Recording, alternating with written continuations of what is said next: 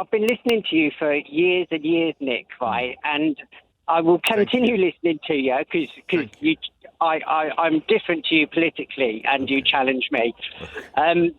But I've got to say, and without trying to cause offence, right, I feel like you, Richard Tice, Nigel Farage, the Telegraph journalist you always get on, etc., etc., you've got everything wrong for the last decade, basically, Nick. You backed Brexit, and that's just made us poorer and less powerful in the world. You backed Liz Truss and her budget, and that made us poorer and less powerful in the world. Well, all I would say, it just goes on and on and on. And at what point do we all stand back and say, okay, we've done everything wrong, let's try something different? What does something different look like? What would that be? Well, in my opinion, it should be getting back in the EU, to be honest with you. So the people who voted, we just ignore them? No, we don't ignore them. They haven't been ignored. Brexit was enacted. We left the EU. Peter, why do you suppose, whether they call it the UKIP party, the Brexit party, or Reform UK, why does it always do so well in local elections and by-elections? Why do you suppose that would be? Because when people are poor, because I'm a lorry driver, right? Mm-hmm. I'm just a normal working class dude, yeah. Mm-hmm. And I speak to normal working class people all the time. And when their life is hard, usually you'll look for something to blame. And people like Nigel Farage give them something to blame in immigrants. And the fact is, they lie about immigration. They make out like the small boats is all of immigration. It's a tiny fraction of immigration to this country. 40,000 of a 700,000 number is the reality. Yes, you're right. Exactly, but that's all we talk about, and it makes people think that that's all immigration is, and it just isn't. Do you know what the birth rate in this country is, Nick? I don't know the birth rate. I'd be grateful if you tell me. British birth rate is, I think it's 1.6%, and if a country doesn't have 2% or more, then we've got real trouble in about 20, 30 years' time maximum. Real trouble. So if we don't want immigration, what else are we going to do? We're going to start forcing... No, we do want immigration, Peter, but it has to be controlled, doesn't it? It has to be... and that is the problem. And if you net the figure at around 700,000 each year, and you're right, whether it's 30 or 40,000 crossing by boats, although that is, of course, illegal. And essentially, British people like to do things. We believe in law and order, and we believe in queuing, and it doesn't seem right that people do it in this fashion. But in broad numbers, yes, you're absolutely right. Peter, I'll let you get on safe driving. Jane in Camden, thank you for hanging on the line. What are you hoping comes out of it, or what do you fear might come out of it, whichever it is? Jane, good morning. Hello, good morning, Nick. Thank you for taking my call. Right, the mobility for the young ones in this country, I don't know what age group up to 30. This will be. Do you? Yes, 18 through 30. 18 that's to what's 30. Proposed. I mean, that's what they're talking about. Yes, okay, Nick.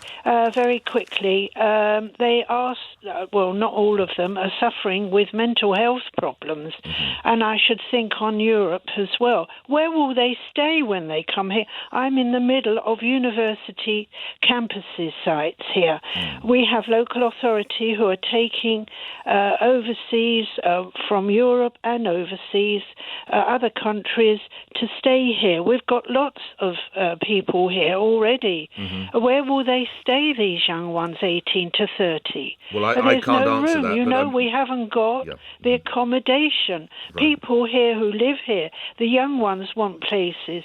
It's so expensive to live in London. I mean, so you are against the idea of youth mobility then? Well, it's not like it was years ago, but I'm not going to go on to other politic things. All I'm saying is that it is a good thing, but these young ones, have they been abroad before or been let out of their homes on their own?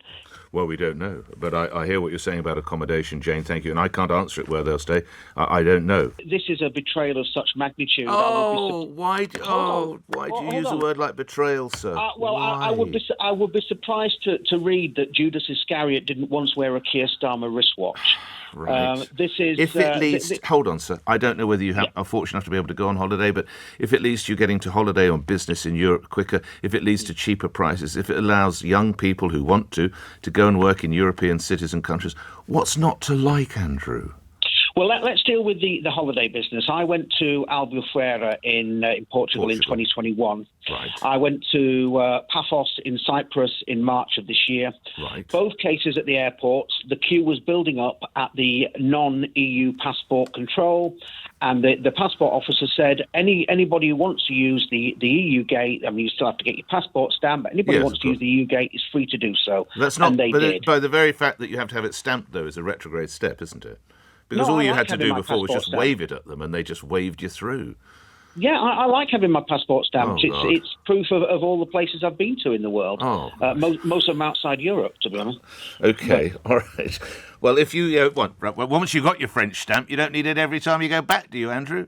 Why not? But coming back to the deal. But coming back to the let's not go. But the people misunderstand what Brexit was about. Brexit was an exercise to achieve three objectives. The exercise was to leave the EU, and the objectives were to take back control of money, laws, and borders. And the British establishment has systematically betrayed what the people voted for on all three of those objectives since we left. And that is why people are so cynical about the success of Brexit, because it has never been delivered in accordance with the electorate's wishes. And lastly, then, I imagine the reset is going to take us even further away from what you see as the goals and desires of Brexit. Is that fair to sum that up, Andrew, in that fashion? Of course it is. And of course, with somebody with Northern Irish ancestry, the absolute tragedy and the way that Northern Ireland has been used and abused as a linchpin to tie the entire UK into the EU's orbit, which was the purpose of the protocol and was always the purpose, irrespective of what they said about maintaining peace. And it's going to be, and that's going to prove to be the case today. My biggest fear is we're going to end up a colony of the EU. How would that happen? What makes you think that? Well, because it seems the deal that Starmer is negotiating is very similar to the deal that May did behind everybody's back. And when that went to the House of Commons, it was defeated at the biggest defeat of a Prime Minister in the Commons well history. remembered. Yes, I'd forgot. Yes, you're absolutely right. But, well, we need to wait and see. Of course, the other side of it is that our young people can go and work in Europe, and we are told prices will come down, and if you go to Europe at all, you won't have to queue. Surely these are upsides, aren't they, Lenny? Well, the queue is. I'd rather queue than the consequences of Starmer's deal. Being that they call it being a rule taker, not a rule maker. Is that what you mean? That's your fear? Yeah. Well, no. Well, my biggest fear. I mean, there's so many lies. Now, I've been going to Spain for 30 years, right? And at the moment, where they say it's going to be cheaper, the only things are cheaper are cigarettes and alcohol. But right. the rest of our daily living is the same price. Well, I've got one of the relevant ministers coming on. So why don't we ask them exactly what we can look forward to being cheaper? And I will try to remember that point. Lenny, thank you.